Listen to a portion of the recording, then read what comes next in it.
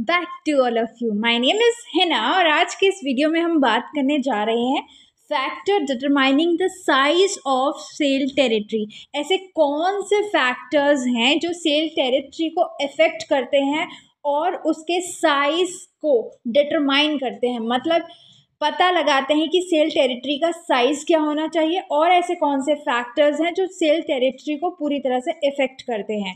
तो आज हम उसी के बाद में पढ़ेंगे, बहुत प्रैक्टिकली बात करेंगे, बहुत ईजीएस्ट वीडियो होने वाली है। आइए शुरू करते हैं। तो सबसे पहला पॉइंट है nature of product. Sale territory क्या होती है, सबसे पहले बात कर लेते हैं। सेल टेरिटरी एक ऐसा एरिया होती है जहां पर सेल्समैन को भेजा जाता है सेल्स करने के लिए। हर सेल्समैन को अलग अलग एरिया मिलता है, किसी को कोई एरिया मिल गया, किसी को कोई एरिया मिल गया, तो वो क्या कहलाई, उसकी सेल्स टेरिटरी जहां उसे सेल्स करनी है। ओके, फॉर एग्जाम्पल जैसे कि एक सेल्समैन को मिल गया लक्ष्मी नगर, एक सेल्समैन को मिल गया कश्मीरी गेट, एक को कुछ मिल गया, एक को कुछ मिल गया, मतलब एक एक एरिया डिसाइड कर दिया गया कि तुम्हें यहाँ पे जाके सेल्स करनी है। तो ये हुई सेल्स टेरिटरी। अब इसका साइज कैसे डिटरमाइन किया जाएगा, पता कैसे लगाया जाएगा कि किसी भी सेल्समैन को बड़ी सेल्स टेरिटरी दो या छोटी सेल्स टेरिटरी दो, किस बेसिस पे हम ये पता लगा सकते हैं कि सेल टेरिटरी बड़ी होनी चाहिए या छोटी होनी चाहिए। तो पहला है नेचर ऑफ प्रोडक्ट। हमारे प्रोडक्ट का नेचर कैसा है, पहले हमें वो देखना है। देखो, कंज्यूमर प्रोडक्ट जो हम अपनी डेली लाइफ में यूज़ कर रहे होते हैं, कंज्यूम कर रहे होते हैं, जैसे कि बेसिक प्रोडक्ट की बात करें, पेप्सोडेंट, तेल, ये सारी चीज़ें कंज्यूमर प्रोडक्ट हुई। तो टर्नओवर होता है ना, टर्नओवर मतलब कितनी तेज़ी से ये गुड्स बिक रहे हैं। तो इनका जो टर्नओवर होता है वो बहुत ज़्यादा हाई होता है, इनकी डिमांड बहुत ज़्यादा होती है क्योंकि ये हर रोज़ हर किसी के घर में यूज़ होते हैं। जैसे कि चाय पत्ती, चीनी, इनकी सबकी डिमांड जो होती है ना बहुत ज़्यादा फास्ट होती है। तो इनका जो टर्नओवर है वो बहुत ज़्यादा हाई होता है, मतलब बहुत तेज़ी से ये मार्केट में आते हैं और बिकते हैं और हम यूज़ कर लेते हैं। तो इसमें ना जब ऐसे प्रोडक्ट में, कंज्यूमर प्रोडक्ट में जिनकी डिमांड कांस्टेंट होती है, जिनकी डिमांड चल ही रही है, रुक नहीं रही है, जिसका टर्नओवर बहुत हाई है, तो ऐसे केस में जो सेलिंग एफर्ट्स लगाएगा ना सेल्समैन, जो ये बेचेगा ना और जो अपनी ये एफर्ट्स लगाएगा, सेलिंग एफर्ट्स, वो बहुत कम लगाने पड़ेंगे क्योंकि लोगों की ये ज़रूरत है, लोगों को खरीदना पड़ेगा। तो अब ये सेल्समैन क्या करेगा कि इसे सेलिंग एफर्ट ज़्यादा लगाने नहीं पड़ेंगे, तो हम क्या कर सकते हैं, इसको लार्ज टेरिटरी असाइन कर सकते हैं, मतलब लार्ज टेरिटरी दे सकते हैं। ऐसे प्रोडक्ट जिनकी डिमांड कांस्टेंट और हाई है, उसमें सेलिंग एफर्ट्स जो होते हैं ना किसी भी सेल्समैन के कम लगते हैं क्योंकि ये लोगों को खरीदना ही पड़ेगा, ये उनकी ज़रूरत की चीज़ है। तो ऐसे में अगर हम सेल्समैन को लार्ज टेरिटरी असाइन भी कर देंगे ना तो वो बेच लेगा।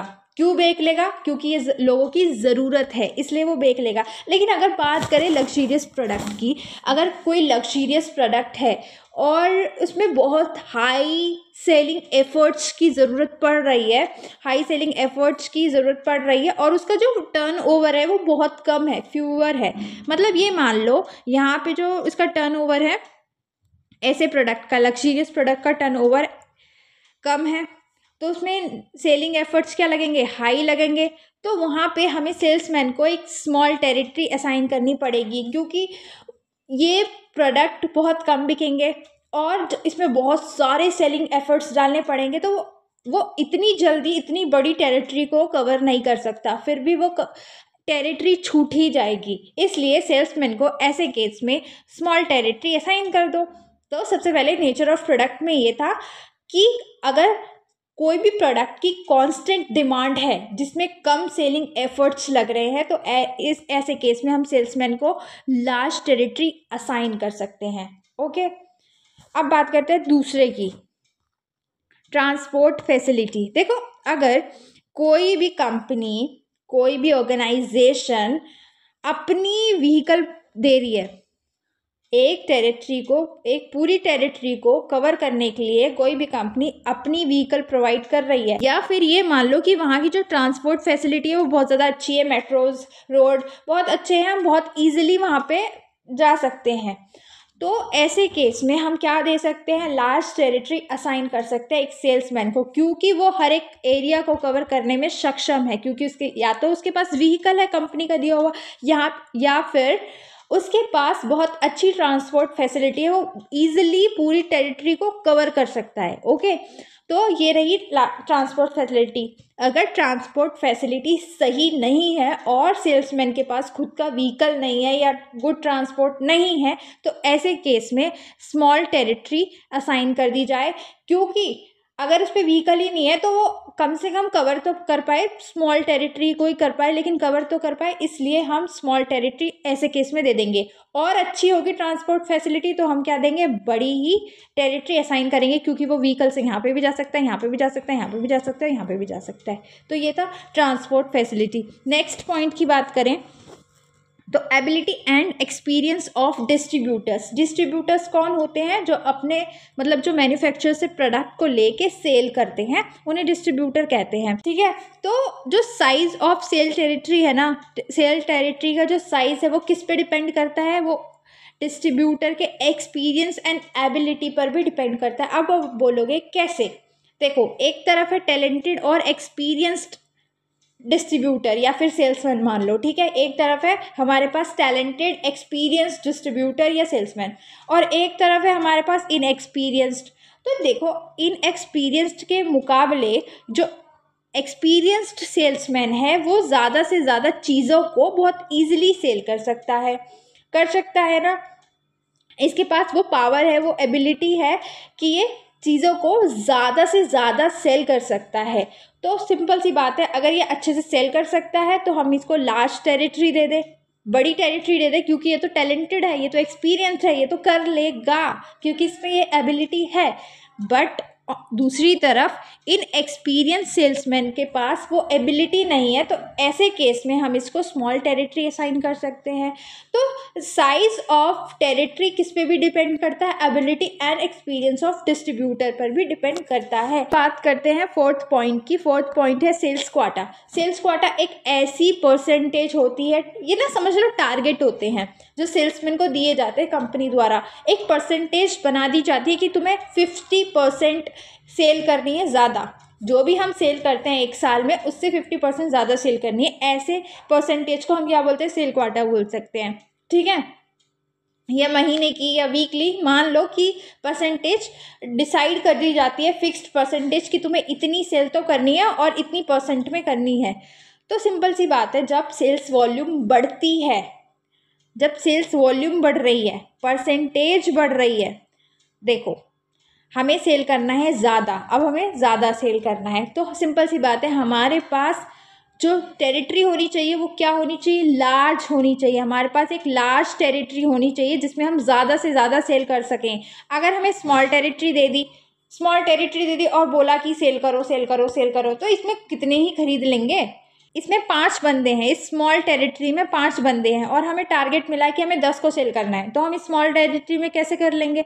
इसलिए जब भी हमें सेल्स क्वाटा ज़्यादा मिलता है, सेल क्वाटा की परसेंटेज अगर हाई होती है, तो हमें सेल्समैन को लार्ज टेरिटरी असाइन कर देनी चाहिए, और अगर परसेंटेज कम है तो स्मॉल कर दो, सिंपल सी बात है। तो ऐसे भी size of sales territory decide किया जाता है। सेल क्वाटा क्या होता है, मैंने एक स्मॉल सी डेफिनेशन लिखी है। सेल्स क्वाटा एक ऐसा स्टैंडर्ड है जिससे हम अपनी अचीवमेंट को, किसकी अचीवमेंट को, सेल्समैन की अचीवमेंट को मेजर कर सकती है एक ऑर्गेनाइजेशन जब एक परसेंटेज फिक्स्ड कर देती है ना, तो वो उसके अकॉर्डिंग देख सकती है कि सेल्समैन कितना इम्प्रूव किया है, कितना अचीव किया है और कितना वो नहीं कर पाया है, उस परसेंटेज के अकॉर्डिंग वो डिसाइड कर लेते हैं।